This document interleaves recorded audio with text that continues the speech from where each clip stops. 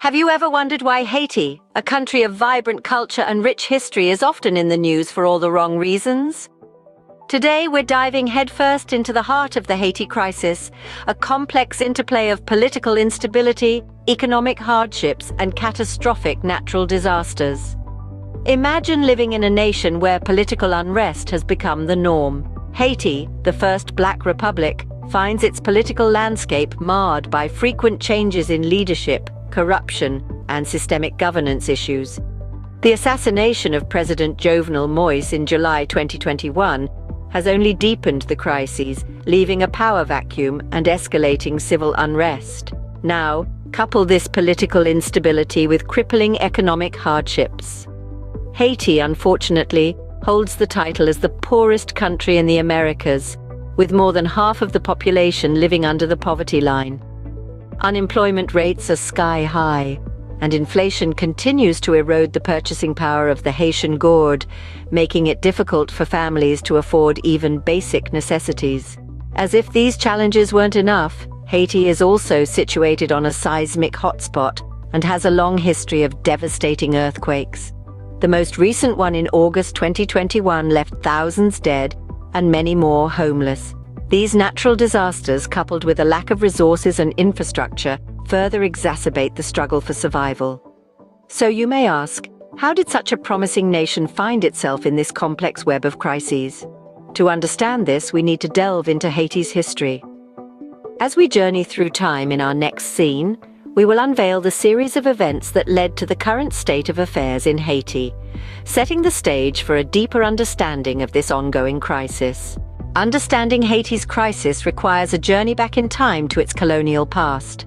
This Caribbean nation's tale begins in the late 15th century, when Christopher Columbus claimed the island for Spain.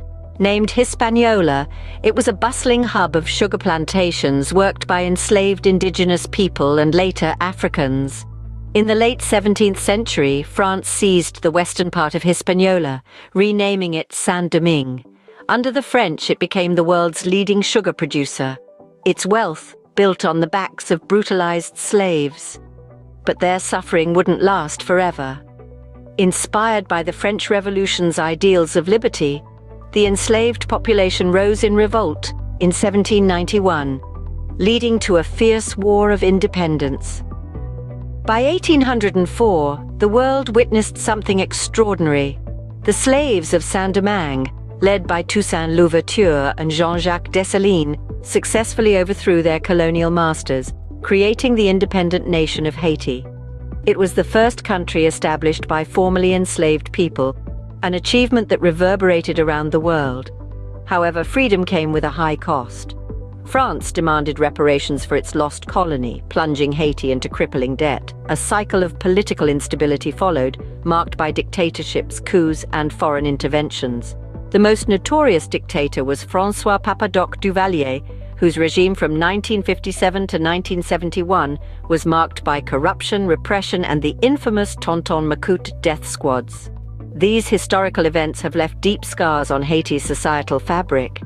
The debt incurred from France's reparations impoverished the nation, while decades of dictatorship and political turmoil have eroded trust in government institutions. The economic and political instability has in turn made it difficult for Haiti to develop robust social infrastructure and respond effectively to natural disasters, such as the devastating earthquakes in 2010 and 2021. With this historical context, it's easier to see how the past has shaped the present crisis. The repercussions of Haiti's crisis aren't just political or economic, they are deeply human. Let's delve deeper into this humanitarian crisis, a crisis that hovers over the daily lives of the people of Haiti. The issues are manifold, but we'll focus on three major ones: poverty, lack of access to basic services, and the country's vulnerability to natural disasters. The poverty in Haiti is not an abstract concept. It's a harsh reality that more than half of the population is grappling with. People are living on less than $2 a day, struggling to meet their most basic needs. The scarcity of jobs and the spiraling cost of living compound the issue, casting a long shadow over the future of many Haitians. This poverty also translates into a lack of access to basic services. Imagine living without reliable access to clean water, healthcare, or education.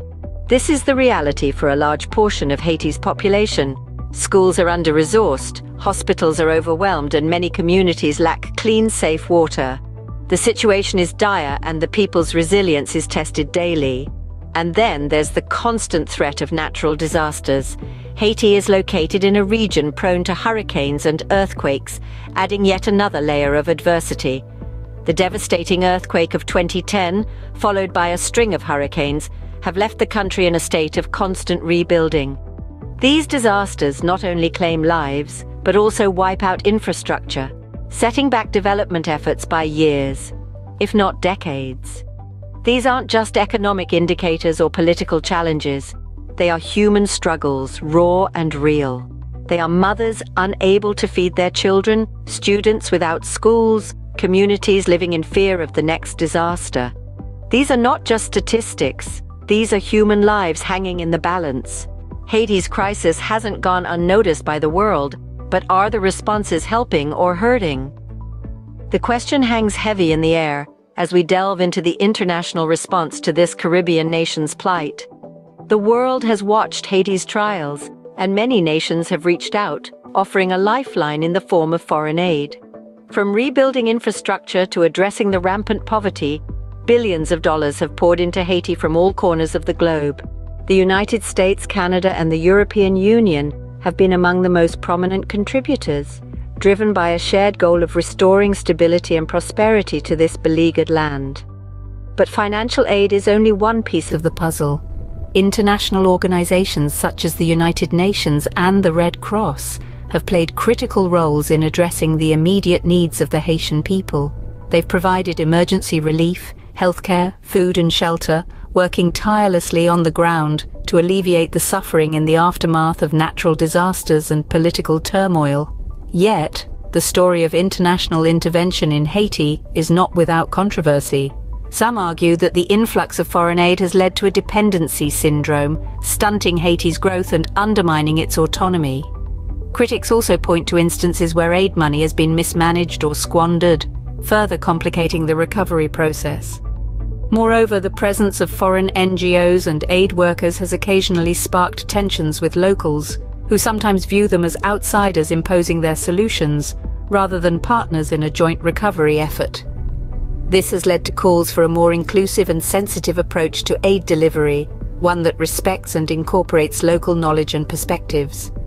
In the complex world of international aid, navigating the thin line between help and hindrance can be a daunting task. It becomes even more challenging when dealing with a crisis of Haiti's magnitude, where the need is great and the stakes are high. As we can see, the road to recovery for Haiti is complex and fraught with challenges. But amid the controversies and complexities, one thing remains clear: the world's attention on Haiti must not waver.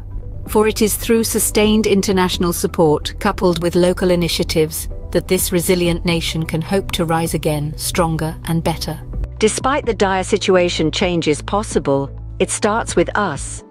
Each one of us holds the power to spark a transformation, to turn the tides in favor of progress.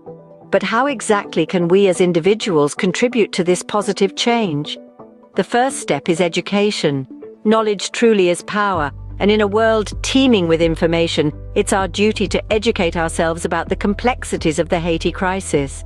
This means going beyond the headlines, delving into the history, understanding the socio-economic factors at play, and recognizing the resilience of the Haitian people. Next, we need to spread awareness. In this digital age, each of us has a platform, no matter how small. By sharing reliable information and engaging in meaningful conversations, we can ensure that the Haiti crisis does not fade into the background amidst the flurry of daily news. But awareness is not enough. We also need to support Haitian-led initiatives. These grassroots organizations understand the local context and are best equipped to respond to the needs of their communities. By supporting them, we empower the Haitian people to drive their own development and build a more sustainable future. Finally, we must advocate for more effective international responses. This means holding our leaders accountable and pushing for policies that prioritize the rights and well-being of the Haitian people. It's not just about providing aid, but also about addressing the root causes of the crisis and building long-term resilience. Change is a collective journey. It requires empathy, commitment, and action. But if each one of us takes a step, together we can create a ripple effect that reaches the shores of Haiti and beyond. Remember, every crisis holds the potential for change. It's up to us to seize it.